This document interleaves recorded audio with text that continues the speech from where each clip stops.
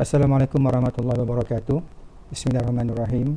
Alhamdulillahirabbil alamin, arrahmanirrahim, maliki yaumiddin. Iyyaka na'budu wa iyyaka nasta'in. Ihdinas siratal mustaqim.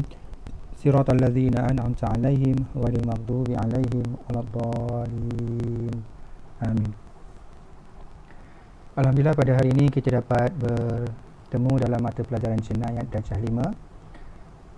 Jadi Ustaz harap anak-anak sudah bersedia dengan kitab dan pensel, di mana nanti apabila Ustaz bacakan dan gariskan, anak-anak hendaklah anak-anak garis di kitab untuk sebagai nota, ya. Okey, hari ini kita akan belajar pelajaran yang keempat, iaitu had qazaf. Apa dia, anak-anak? Had qazaf.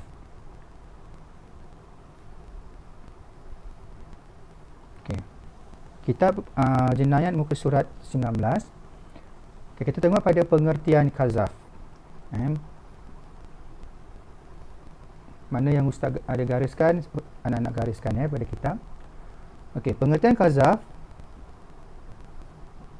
menuduh orang lain, sama ada lelaki, perempuan atau khunsa, melakukan perzinaan.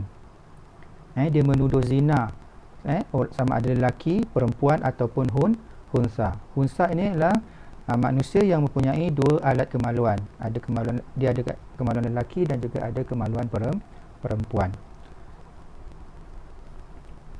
Okey, contohnya, kamu berzina. Itu lafaz dia, ataupun wahai penzina.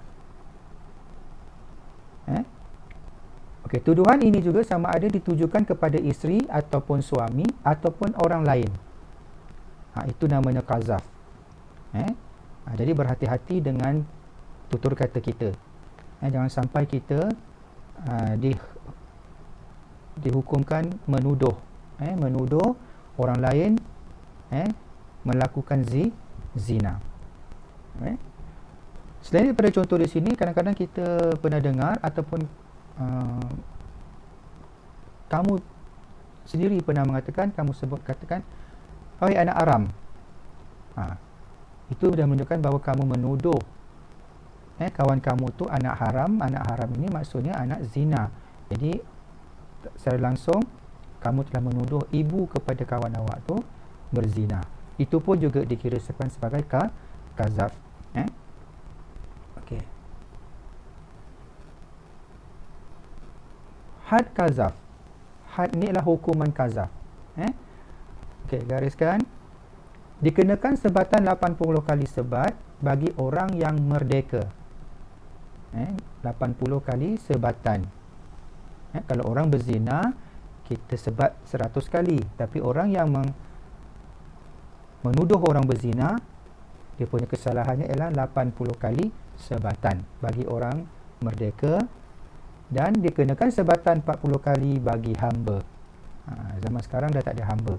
Jadi kita fokus pada orang yang merdeka, 80 kali sebatan. Okey, muka surat seterusnya. Muka surat 20. Okey.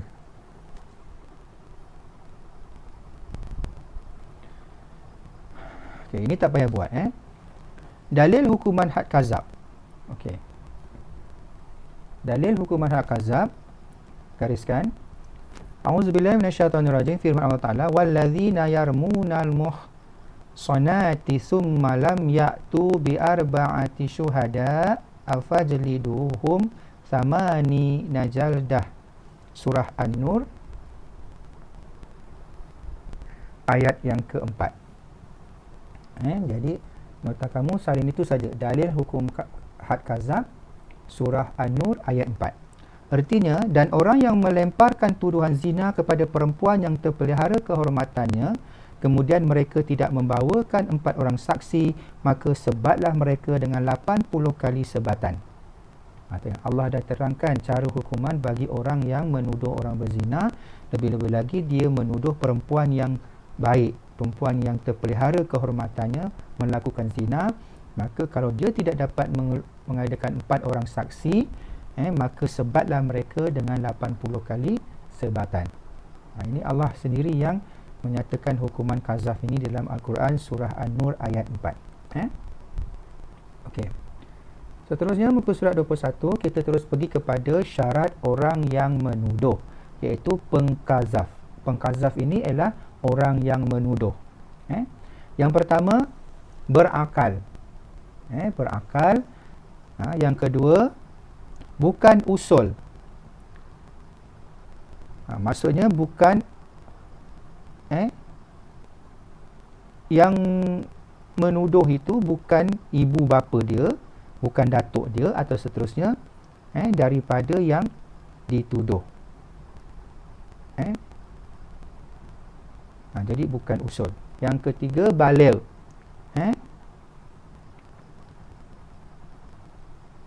Yang keempat, tertakluk orang Islam.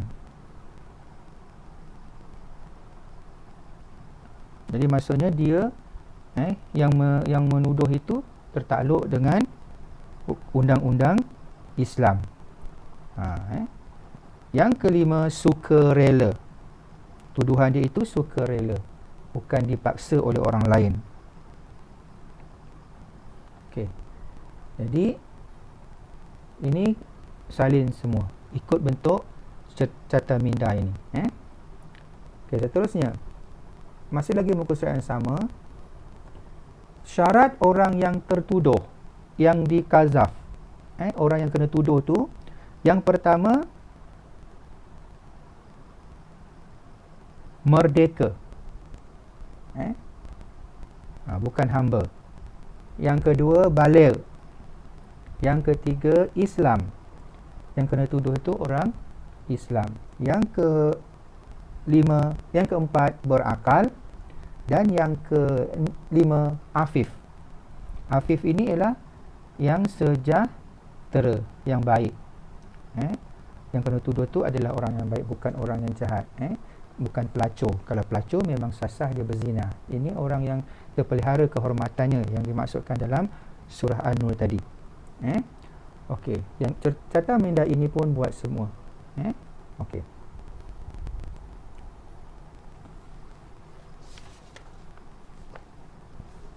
Tajuk seterusnya pada muka surat 22, gugur hukuman had kazaf.